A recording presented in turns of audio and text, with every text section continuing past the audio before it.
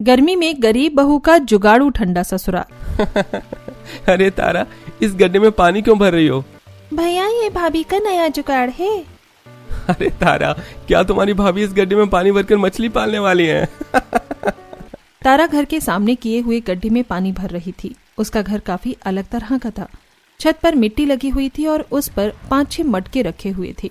घर की दीवार ईंट की थी, लेकिन उस पर सफेद मिट्टी लगी हुई थी। खिड़कियों पर पर्दे की जगह मिट्टी के मटके थे। कद्दू और मनी प्लांट के पौधों के पत्ते ने पूरे घर के दरवाजे को छोड़कर बाकी हिस्सों को घेर रखा था। रोहन रानी का मजाक उड़ा रहा था, तभी पार्वती घर से निकलती है। रोहन, तो मेरी जुगाड़ू बहू का मजाक क्यों बना रहा है? अरे वो माँ, वो तू चुप कर। आज उसी के जुगाड़ की वजह से तो इतनी गर्मी में भी हमारे घर में इतनी ठंडक है। अगर वो ना होती तो इस भीषण गर्मी में भुट्टे की तरह पक गए होते। पार्वती ऐसा क्यों कह रही थी? उसकी बहू ने ऐसा क्या जुगाड़ किया था? पार्वती का घर इतना अतरंगी क्यों था और तारा घर के सामने बड़ा गड्ढा करके उसमें पानी क्यों डाल रही थी? जानने के लिए कहानी में पीछे चलते हैं। रानी, मुझे माफ कर दो। मैं तुम्हारे साथ अब और नहीं रह सकता। मेरी सरकारी नौकरी नहीं निकली, मैं एग्जाम में फेल हो गया। रोहन, क्या तुम सिर्फ एक नौकरी के भरोसे बैठे थे? रानी और रोहन एक दूसरे को डेट कर रहे थे। रोहन एग्जाम में फेल हो गया था, इसीलिए वो रानी के कदमों पर बैठकर उससे ब्रेकअप कर रहा था और माफी मांग रहा था। हाँ रानी, मुझे लगा था कि अगर नौकरी में निकल जाएगी तो मैं तुम्हारे पापा से हमारी शादी की बात करूंगा, लेकिन मैं नहीं कर पाया। रोहन, अगर मैं शादी करूंगी तो सिर्फ तुमसे करूंगी, वरना किसी से नहीं करूंगी। तुम समझने की कोशिश करो, मैं बहुत गरीब परिवार से हूँ। तुम कहाँ महलों की रहने वाली, इस गरीब की झोपड़ी में तुम नहीं रह पाओगी। वो सब मुझे नहीं पता। मुझे बस इतना पता है कि मैं तुमसे प्यार करती हूँ और अगर तुम साथ हो तो मैं कहीं भी रह लूंगी। रानी, तुम समझ क्यों नहीं रही हो? ये कोई रोमांटिक ड्रामा नहीं है, बल्कि असल जिंदगी है। यहाँ सिर्फ प्यार से जिंदगी नहीं चलती, और भी चीजें मायने रखती हैं। रोहन, अगर तुम मुझसे शादी नहीं करोगे तो मैं घर छोड़कर चली जाऊंगी या फिर खुद को कुछ कर लूंगी। रोहन रानी की बात सुनकर डर जाता है और दोनों मंदिर में जाकर शादी कर लेते हैं और रानी के घर आते हैं। रोहन ने टी-शर्ट और जीन्स पहनी थी, रानी भी जीन्स टॉप में थी। उसकी मांग में सिंदूर, गले में मंगलसूत्र और वरमाला थी। रोहन और रानी जैसे ही रानी के घर जाते हैं वैसे ही। रानी, ये सब क्या है? तुमने शादी कर ली? तुम्हारी हिम्मत कैसे हुई बिना बताए शादी करने की?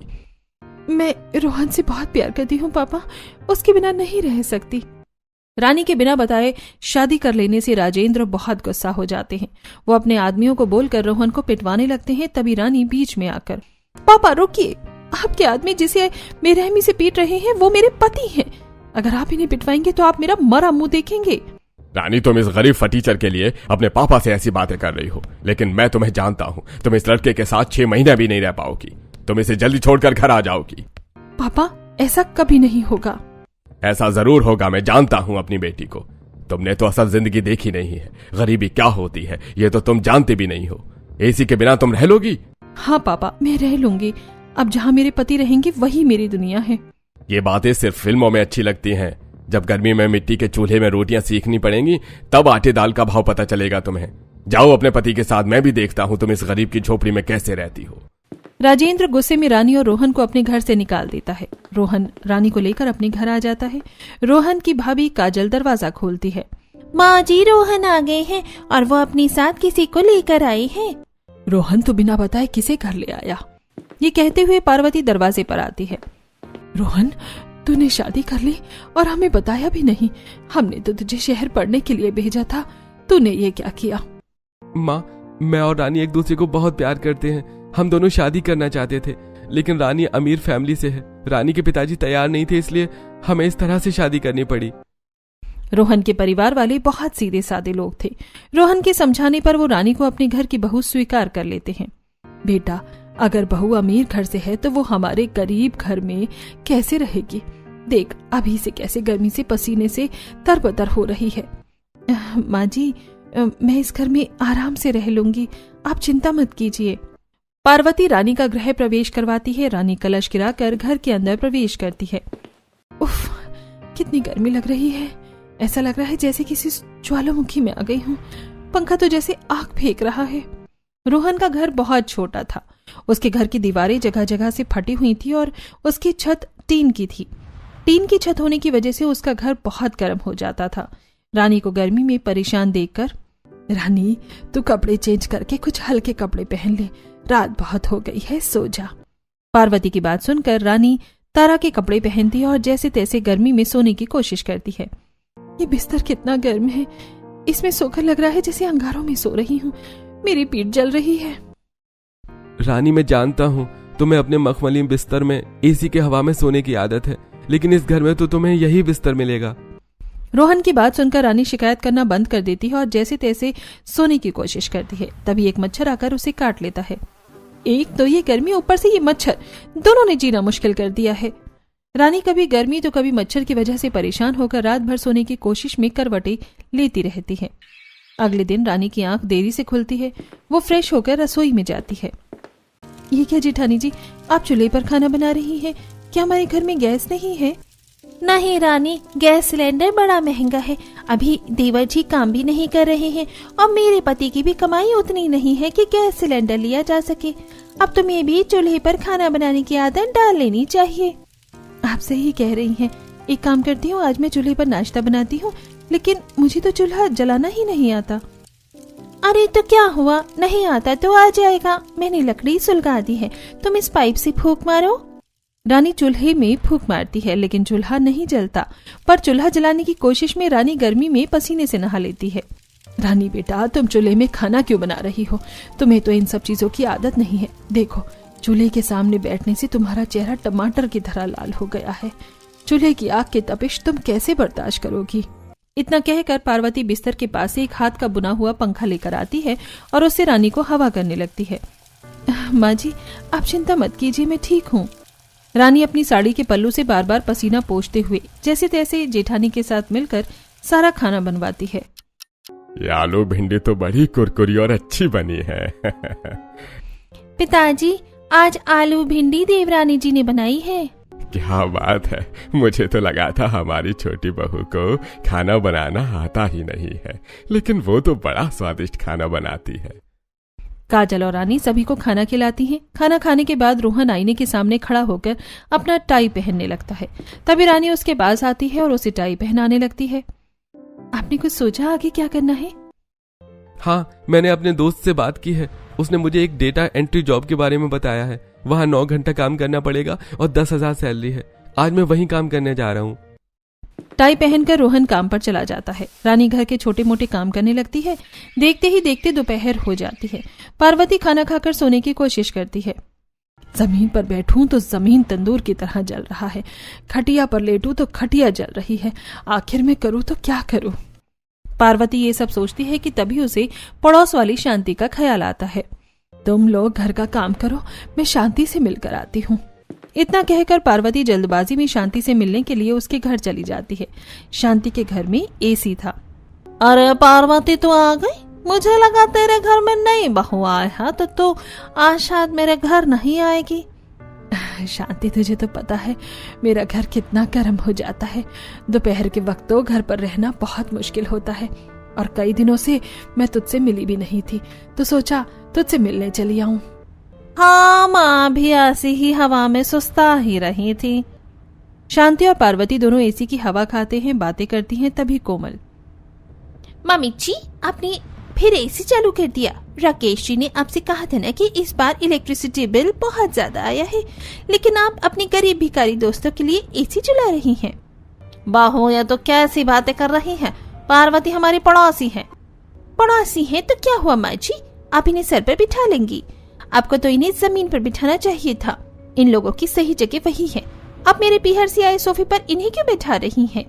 शांति की बहू कोमल पार्वती के उसके घर जाने पर काफी खाली कोटी सुनाती है। शांति का भी उसके घर पर ज्यादा कोई बस चलता नहीं था, इसलिए वो भी अपनी बहू को कुछ कह नहीं पाती और उदास होकर पार्वती भी घर आ जाती है। घर पर रानी सबके लिए कच्चे आम की कैरियां काट रही थी। माँ जी, आपकी कैरी में तीखा मसाला डालूंगी या नॉर्मल मसाला रानी आम चाट बनाने के लिए पार्वती से पूछती है, लेकिन पार्वती रानी की बात पर ध्यान नहीं देती। क्या बात है माँ जी, परेशान लग रही हैं? अभी तो आप अपने दोस्त से मिलने गई थी, इतने में क्या हो गया? जरूर शांति चाची को बहू कोमल ने कुछ कहा है। मैंने तो कितनी बार माँ जी को समझाया है कि उनके घर में ना जाए, लेकिन वो मेरी बात सुनती ही नहीं। और बेचारी कर भी क्या सकती है, हमारा घर इतना गर्म जो है। रानी आम का चाट बनाकर पार्वती के लिए लेकर जाती है। माँ जी, अगर किसी जगह पर हमारी इज्जत नहीं होती तो हमें वहां नहीं जाना चाहिए। मैं जानती हूँ बेटा, लेकिन कभी कभी परेशान हो जाती हूँ इस उमस और गर्मी से। इस घर में दम घुटने लगता है। पार्वती पहले से ही बहुत उदास थी, इसीलिए रानी उन्हें कुछ समझाती नहीं है। रात को जब रोहन घर आता है तो रानी उसे सारी बात बताती है। रानी, इसे कहते हैं गरीबों की जिंदगी। मुझे पता है ऐसी जिंदगी तुमने कभी नहीं देखी है। भगवान उनको ठंडक देता है जिनकी जेब गर्म होती है, वरना जहां अमीरों के लिए गर्मी सिर्फ मौसम है, वहीं गरीबों के लिए किसी सजा से कम नहीं है। रानी रोहन से कुछ कहती नहीं है और दोनों चुपचाप सो जाते हैं। अगली सुबह, रानी उठो, हमें पानी लेने जाना है। कब तक सोती रहोगी? सोने दीजिए ना भाभी, रात भर उमस गर्मी और पसीने में बिल्कुल भी नींद नहीं आई। आधी रात तो करवट बदलने में ही बीत गई। रानी मैं समझ सकती हूँ, लेकिन पीने का पानी 1 किलोमीटर दूर से लाना पड़ता है। अगर हम लोग अभी नहीं निकले तो बाद में पानी लाने में तुम्हारी हालत खराब हो जाएगी। उठो और चलो, फिर हमें खाना भी तो बनाना है। काजल रानी को बड़ी मुश्किल से उठाकर अपने साथ पानी भरने के लिए लेकर जाती है। रास्ते में कड़ी धूप चमक रही थी, पेड़ के पत्ते हिल भी नहीं रहे थे। काजल और रानी के माथे से पसीना टपक रहा था। भाभी, आपने तो कहा था कि अभी पानी लाने जाने पर गर्मी नहीं लगेगी, तो ये सब क्या है? और हमारे इतने बड़े गांव में पीने का पानी भरने के लिए 2-3 नल नहीं है। हाँ, हमारे गांव में एक भी नल नहीं है। पहले एक नल था, लेकिन वो खराब हो गया। हमने म्यूनिसिपैलिटी में बात की, लेकिन किसी ने हमारी बात नहीं सुनी। क्या आप लोगों को रोज इतनी दूर चलकर पानी भरने जाना पड़ता है? हाँ, ये पानी लाना तो रोज का काम है। बेचारे गांव वाले इतनी दूर गर्मी में पानी लेने के लिए जाते हैं। मेरे पापा एक बार अगर पार्टी से बात करते तो यहाँ नल लग जाता, पर मैं तो उनसे बात भी नहीं कर सकती।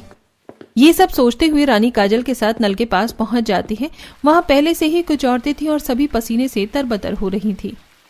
ये धूप इतनी तेज है कि यहाँ खड़े रहने में मेरा पूरा चेहरा जल रहा है। भाभी, पेड़ की छांव में खड़े होते हैं ना, जब हमारी बारी आएगी तो पानी भर लेंगे। अच्छा ठीक है। रानी और काजल दोनों पेड़ के नीचे खड़ी हो जाती हैं और थोड़ी देर इंतजार करने के बाद पानी भरकर घर आ जाती हैं। दोपहर में जब सभी खाना खाने के लिए बैठते हैं तब लखन पानी पीते हुए, बहू, इतना खौलता पानी क्यों दे दिया है? अरे इतना गर्म पानी तो गले से नीचे उतर ही नहीं रहा है। माँ, मैं पानी नहीं पीऊंगा, पानी बहुत ज्यादा गर्म है। सुबह का लाया पानी अगर गर्म हो जाता है तो बताओ, क्या इसमें मेरी गलती है? नहीं भाभी, इसमें आपकी कोई गलती नहीं है। हमें प्लास्टिक के बाल्टी में पानी रखना ही नहीं चाहिए। एक तो हमारा घर इतना गर्म है, ऊपर से प्लास्टिक की बाल्टी में पानी रखने की वजह से पानी गर्म हो जाता है। हमें घड़ा में पानी रखना चाहिए। रानी, पहले हम लोग घड़े में ही पानी रखती थी, लेकिन हमारे घर की गर्मी के सामने घड़ा भी काम नहीं आता। काजल के समझाने पर रानी चुप हो जाती है। फिर सभी लोग खाना खाते हैं और उसके बाद रानी बर्तन धोने के लिए आंगन में जाती है। वो आंगन में लगे हाथ कल की बाल्टी में पानी भरकर बर्तन धो रही थी। इतनी गर्मी में बर्तन धोने में तो हालत खराब हो रही है, लेकिन अभी बर्तन साफ नहीं करूंगी तो शाम का खाना कैसे बनेगा? रानी ये सब सोचकर बर्तन धोकर जैसे ही घर जाती है तभी उसे कुछ ठंडा का एहसास होता है। पानी गिरने की वजह से मिट्टी भीग गई थी और वो काफी ठंडी थी। मिल गया जुगाड़। रानी घर के अंदर आती है। भाभी, मुझे ठंडा करने का जुगाड़ मिल गया है। अगर हम मिट्टी के घड़े में पानी भरकर उसमें जूट का कपड़ा लपेटकर उसे भिगो दें और उस मटके को गड्ढे खोदकर जमीन के अंदर रख दें तो ये देसी फ्रिज बन जाएगा। बस इसमें मुझे आपकी मदद चाहिए। मैं तुम्हारी मदद करने के लिए तैयार हूँ। रानी और काजल दोनों मिलकर घर के अंदर ही एक छोटा सा गड्ढा खोदती है। फिर रानी मटके में पानी भरकर उसे गीली जूट की बोरी से लपेटकर गड्ढे में रख देती है। थोड़ी देर बाद पार्वती घर आती है। बहुत थोड़ा पानी पीने के लिए दो, घर के बाहर तो लू चल रही है। इतनी गर्मी में सब्जी लाने में मेरी हालत खराब हो गई। ला रही हूँ माँ जी। अभी फिर से वो गर्म पानी पीने का मन तो नहीं कर रहा, लेकिन प्यास बुझानी है तो पीना ही पड़ेगा। रानी पार्वती को पानी का गिलास लाकर देती है। पार्वती उदास होकर पानी का गिलास लेती है और जैसे ही वो पानी पीती है उसका चेहरा खुशी से खिल उठता है। उसकी सारी गर्मी की थकान दूर हो जाती है। बहू, क्या तुम लोगों ने पड़ोसी से मांगकर पानी में बर्फ डाला है? नहीं माँ जी, ये हमारे घड़े का पानी है। मैं पानी को ठंडा करने के लिए एक जुगाड़ लगाया था। वाह बहू, क्या दिमाग लगाया है तुमने। इतना ठंडा पानी पीकर तो दिल खुश हो गया। अगर पूरी गर्मी ऐसा ही ठंडा पानी मिल जाए तो फिर मजा ही आ जाए। पार्वती की बात सुनकर दोनों बहू खुश हो जाती हैं और फिर दोनों अपनी मटके का ठंडा ठंडा पानी पेट भर कर पीती हैं। ऐसे ही दिन गुजरते हैं। गर्मी का कहर गरीब परिवार पर और ज्यादा पड़ता है। रानी का घर दिन में तो भट्टी की तरह जलता ही था, लेकिन रात में भी उसे गरम गरम लहर निकलती थी। इस गर्मी के दिन तो जैसे तैसे कट जाता है, लेकिन रात में नींद नहीं आती है। खिड़की खुली है लेकिन हवा भी नहीं चल रही है। इसीलिए तो रानी मैंने तुम्हें समझाया था, मेरी जिंदगी बहुत मुश्किल है, लेकिन तुमने मेरी बात नहीं सुनी। रानी को नींद आ जाए इसलिए रोहन काफी देर तक रानी को हाथ पंखा से हवा करता है, लेकिन रानी को बहुत गर्मी लग रही थी इसलिए वो सो नहीं पाती और अगली सुबह उसकी आंखों के नीचे डार्क सर्कल्स हो जाते हैं। रानी खुद को आईने में देखती है। रानी, तुमने अपनी क्या हालत बना ली है। तुम्हारा चेहरा मुरझा गया है। कहाँ तुम मॉडल जैसे दिखने वाली लड़की मेरी वजह से इतनी तकलीफ झेल रही हो। मुझे माफ कर देना, मैं तुम्हारे लिए कुछ नहीं कर पा रहा हूँ। आप ऐसे परेशान मत होइए, इसमें आपकी कोई गलती नहीं है। आप तो नौकरी कर रहे हैं, आप देखना धीरे धीरे सब कुछ ठीक हो जाएगा। रानी रोहन को समझाती है। उसके समझाने पर रोहन शांत होता है और तैयार होकर अपने ऑफिस चला जाता है। काजल अपने हाथों में जूट की बोरियां लेकर बाहर जा रही थी। भाभी, आप इन बोरियों को कहाँ लेकर जा रही हैं? मैं तो ऐसे बनियों को वापस देने जा रही हूँ, उसके बदले में वो 10 रुपए दे देगा। भाभी, ये बोरियां तो आप मुझे दे दीजिए। तुम इन बोरियों का क्या करोगी? भाभी, इससे मैं हमारे घर को ठंडा करूंगी। रानी काजल से जूट की बोरियां लेती है, फिर उसे भिगाकर सीढ़ी से चढ़कर टीन के छत के ऊपर फैला देती है। जूट की बोरियां भीगी होने की वजह से छत को ठंडा कर देती हैं, जिसकी वजह से घर ठंडा हो जाता है। रानी, फालतू चीज से तुमने क्या जुगाड़ लगाए हैं? हमारा घर तो ठंडा हो गया। गर्मी कम लगने की वजह से सभी बहुत खुश थे। दोनों देवरानी जिठानी अपने ठंडे घर में खाना बनाती हैं और खाना बनाने के बाद सभी खाना खाकर दोपहर को आराम से सो जाते हैं। सोकर उठने के बाद, जब से गर्मियों का मौसम शुरू है तब से ये पहली बार है जब मैं आज दोपहर में सोई हूँ। घर गर्म होने की वजह से दोपहर में नींद ही नहीं आती थी। थैंक यू भाभी, इतना अच्छा जुगाड़ करने के लिए। तारा की ये बात सुनकर रानी मुस्कुरा देती है। शाम को भी जब रोहन और विकास घर आते हैं तो काजल उन्हें ठंडा पानी देती है। इसे कहते हैं जिंदगी। काम से थक कर आने के बाद अगर घर ठंडा मिल जाए और ऊपर से ठंडा पानी पीने के लिए मिल जाए तो सारी थकान एकदम से दूर हो जाती है। रानी ने जुगाड़ लगाकर घर और पानी ठंडा किया है। काजल की ये बात सुनकर रोहन रानी को देखकर मुस्कुरा देता है और रानी भी रोहन को मुस्कुराते हुए देखकर खुश हो जाती है। रात में सभी लोग खाना खाते हैं। तब, काजल, तुमने कितनी गरम रोटियां बनाई हैं। इतनी गर्मी में कोई गरम रोटी खाता है क्या? और अचानक घर इतना गरम कैसे हो गया? पहले तो ये ठंडा था। एक तो मैं चूल्हे पर बैठकर आप लोगों को गरम गरम रोटियां बनाकर खिला रही हूँ और आप मुझ पर ही भड़क रहे हैं। झूठ की बोरियां शायद सूख गई होंगी इसलिए गर्मी लग रही है। मुझे बहुत गर्मी लग रही है और इतना मसालेदार खाना खाने का मन नहीं कर रहा है। तुम मुझे दही दे दो, मैं दही रोटी खा लूंगा। बेटा, एक तो इतनी गर्मी है, ऊपर से तू अपना पारा क्यों हाई कर रहा है? इससे तुझे और गर्मी लगेगी। पार्वती के समझाने पर विकास शांत होता है और चुपचाप खाना खाता है। खाना खाने के बाद सभी सोने के लिए चले जाते हैं तो गर्मी की वजह से किसी को नींद नहीं आती है। अगली सुबह जब काजल और रानी पानी भरने के लिए जाती हैं तभी काजल को चक्कर आने लगता है। भाभी, आप ठीक तो है ना? रानी, मैं तो ठीक हूँ, लेकिन वो कल रात बहुत ज्यादा गर्मी थी और आज सुबह सुबह गर्मी है ना, इसलिए शायद चक्कर आ गया होगा। भाभी, आप घास पर बैठिए, आपको आराम मिलेगा। काजल घास पर थोड़ी देर बैठती है तो उसे अच्छा लगता है। काजल के साथ रानी भी घास में बैठ जाती है। घास में बैठकर रानी को आइडिया आता है। भाभी, ये घास कितनी ठंडी है, अगर हम लोग इससे चटाई बना लें तो हमें रात में गर्म बिस्तर में सोना नहीं पड़ेगा। आइडिया तो तुम्हारा बहुत अच्छा है। कुछ देर घास में बैठकर ही मेरी तबीयत ठीक हो गई, लेकिन हम लोग घास को लेकर घर कैसे जाएंगे? हमारे पास तो कोई चीज भी नहीं है जिसमें हम घास रख सके। रानी और काजल यहाँ वहाँ देखती हैं तो उन्हें पास में कुछ प्लास्टिक फेंके हुए मिलते हैं। लोग यहाँ वहाँ प्लास्टिक फेंक देते हैं, लेकिन आज यही प्लास्टिक हमारी बहुत काम आने वाली है। रानी और काजल दोनों प्लास्टिक उठाती हैं और प्लास्टिक में ढेर सारा घास भर देती हैं। घास बढ़ाने के बाद दोनों पानी भरती हैं और फिर अपने घर आ जाती हैं। तुम दोनों अभी तक तो पानी लेकर आई हो, आराम करने की जगह घास के साथ क्या कर रही हो बरामदे में बैठकर? माँ जी, हम लोग घास की चटाई बना रहे हैं। घास बहुत ठंडी होती है, अगर हम लोग रात में इनकी चटाई पर सोएंगे तो हमें ज्यादा गर्मी नहीं लगेगी। ऐसी बात है तो मैं भी तुम्हारी मदद करती हूँ। तीनों सास बहू मिलकर घास की चटाई बनाती हैं। इसी वजह से घंटों का काम मिनटों में हो जाता है और बहुत अच्छी घास की चटाई बन जाती है। ये घास की चटाई तो काफी ठंडी है, इस पर हम लोग आराम से सो पाएंगे। दोपहर के समय सभी औरतें और रौनक खाना खाकर घास की चटाई में सो जाते हैं। चटाई ठंडी होने की वजह से थोड़ी देर के लिए सबकी आंखें लग जाती हैं। तभी काजल, माँ, दरवाजा खोलो, मैं कुछ लेकर आया हूँ। अब ये विकास क्या लेकर आया है? पार्वती नींद में औंघाते हुए दरवाजे पर जाती है। विकास अपने साथ 2-3 केले के पेड़ लेकर आया था। अरे तू ये सब क्या उठा लाया रे? अरे कारखाने में बहुत सारे केले के पेड़ हैं, लेकिन अब मेरे कारखाने का मालिक उस जगह पर प्लांट लगवाने वाला है, तो उसने पेड़ काट दिया। उन पेड़ों में काफी सारे केले थे, तो मैं उन्हें घर ले आया। विकास की बात सुनकर काफी लोगों की नींद खुल जाती है और सभी घर के बाहर आ जाते हैं। अरे वाह, इतने सारे केले, केला खाने में तो बहुत मजा आएगा। बेटा, लाना था तो सिर्फ केला तो ले आता, पेड़ लाने की क्या जरूरत थी? माँ जी, जेठ जी ने बहुत अच्छा किया है। केले के पत्ते देखकर मुझे एक जुगाड़ आया है जिससे हम अपने घर को ठंडा कर सकते हैं। कैसे बहू? केले का पत्ता बहुत ठंडा होता है। अगर हम लोग घास का नेट बनाकर उसके ऊपर से केले का पत्ता रखकर उसे घर के अंदर छत पर लगा दें तो हमारा घर बिल्कुल भी गर्म नहीं होगा। माँ भी सही कह रही है। मैंने साइंस में केले के पेड़ के फायदे के बारे में काफी पढ़ा है। चलिए भाभी, हम लोग घास लेकर आते हैं। रुको, मैं भी तुम्हारे साथ चलती हूँ। काजल, रानी और तारा तीनों ढेर सारा घास लेकर आती हैं। फिर दोनों बहू सास ननद मिलकर घास का नेट बनाती हैं।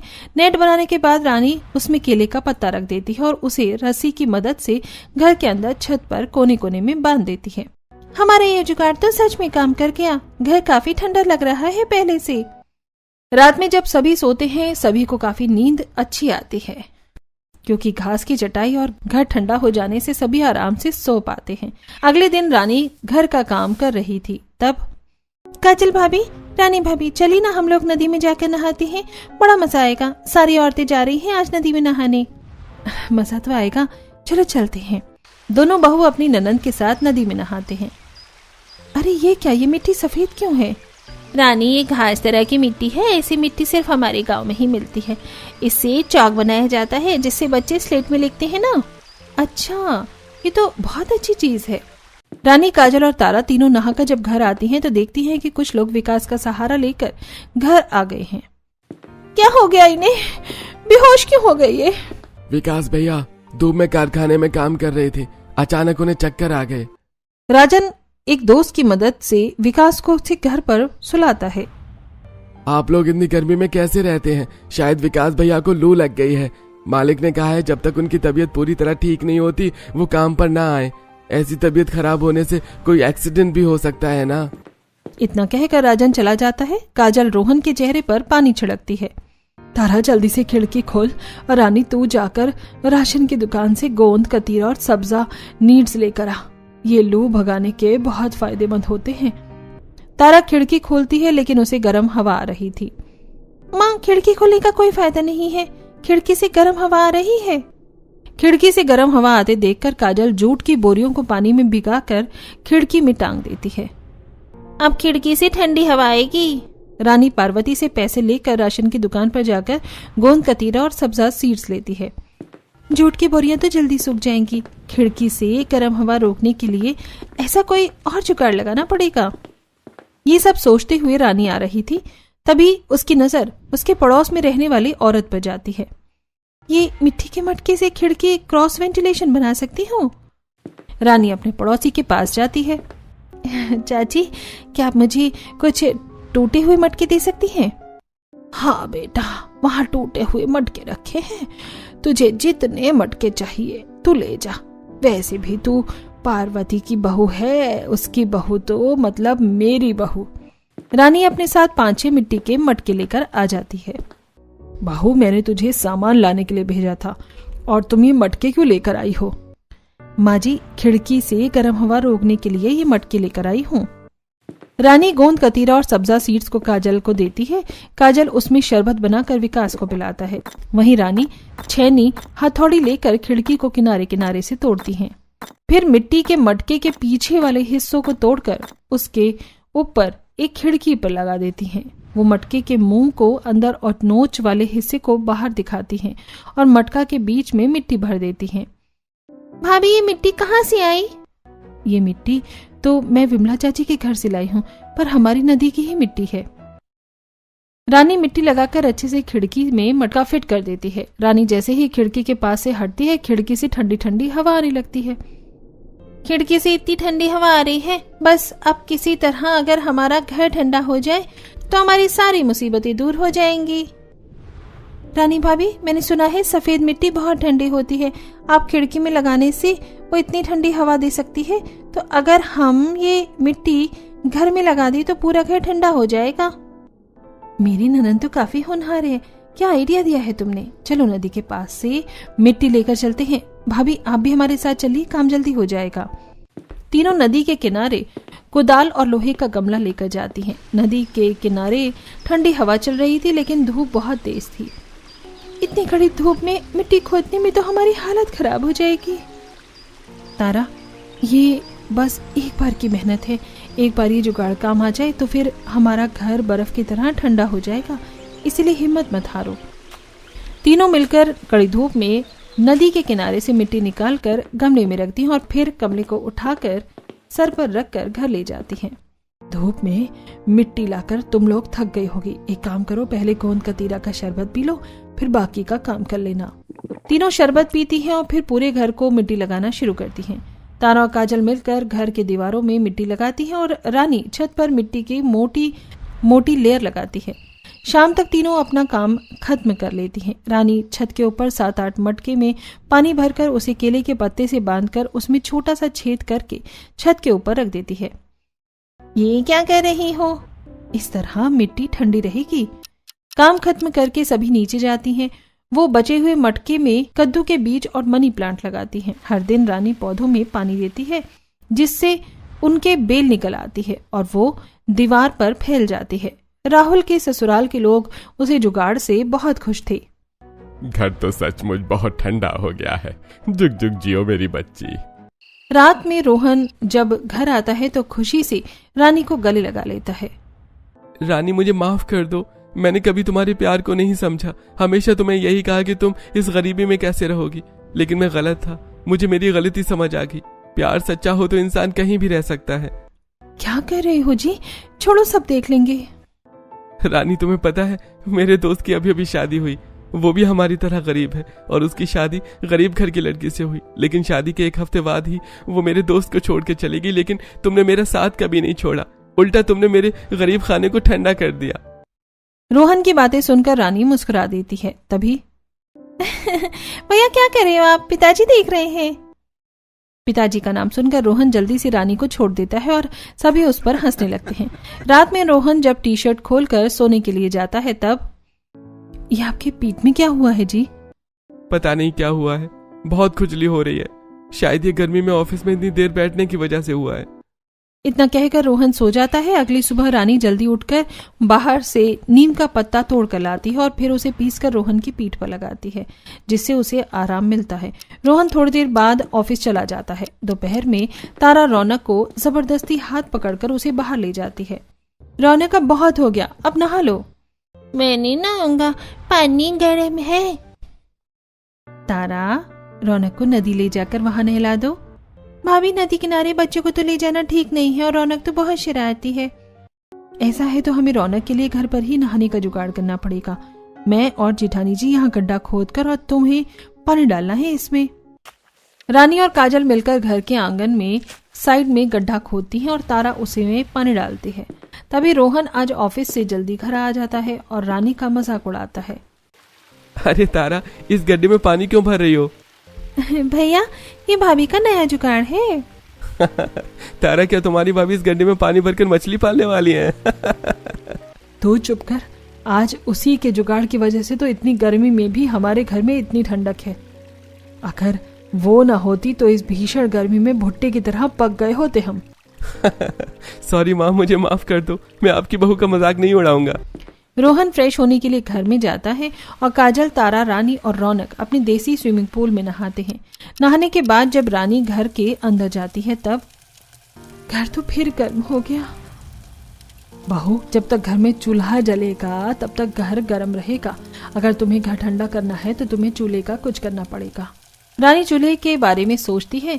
ऐसे ही 1-2 दिन गुजरते हैं। एक दिन रानी कबाड़ की दुकान से पाइप लेकर आती है और चूल्हे की साइड वाली दीवार में छेद करके उसमें पाइप लगा देती है, जिससे चूल्हे से निकलने वाला सारा धुआं घर के बाहर चला जाता है। रानी का घर पूरी तरह से ठंडा हो चुका था। लेकिन बहू, एक निवाला और खा ले। अरे माँ जी, नहीं, पेट भर गया। रानी बेटा। अपने पापा की आवाज सुनकर जल्दी से वो बाहर आ जाती है। पापा, अंदर आइए ना। रानी अपनी मम्मी पापा को लेकर घर के अंदर आती है। रानी का ठंडा ठंडा ससुराल देखकर उसके घर वाले चौंक जाते हैं। रानी उन्हें ठंडा शरबत लाकर देती है। बेटा, तुम्हारे पापा को तुम्हारी बहुत याद आ रही थी, इसलिए मैं उन्हें लेकर आ गई हूँ। बेटा, मैंने तो सोचा था कि तुम गर्मी में पता नहीं कैसे जी रही होगी, लेकिन तुम्हारा घर तो ठंडा है। समधी जी, ये सब आपकी बेटी ने ही किया है। उसने अपने जुगाड़ से हमारी मिट्टी जैसे गर्म घर को अपना ठंडा ससुराल बनाया है। आपकी बेटी बहुत अच्छी है। मुझे माफ करना रानी, मैं तुम्हें समझने में गलती कर दी। मुझे लगा था कि तुम रोहन के साथ नहीं रह पाओगी, लेकिन तुमने मुझे गलत साबित कर दिया। तुमने सही कहा था, प्यार सच्चा हो तो सब कुछ मुमकिन है। मुझे तुम पर नाज है बेटी। राजेंद्र की बात सुनकर रानी बहुत खुश होती है और अपने पिता को गले लगा लेती है। रानी के पिता उससे मिलने के बाद अपने घर चले जाते हैं और रानी अपनी ठंडी ससुराल में खुशी से रहती है।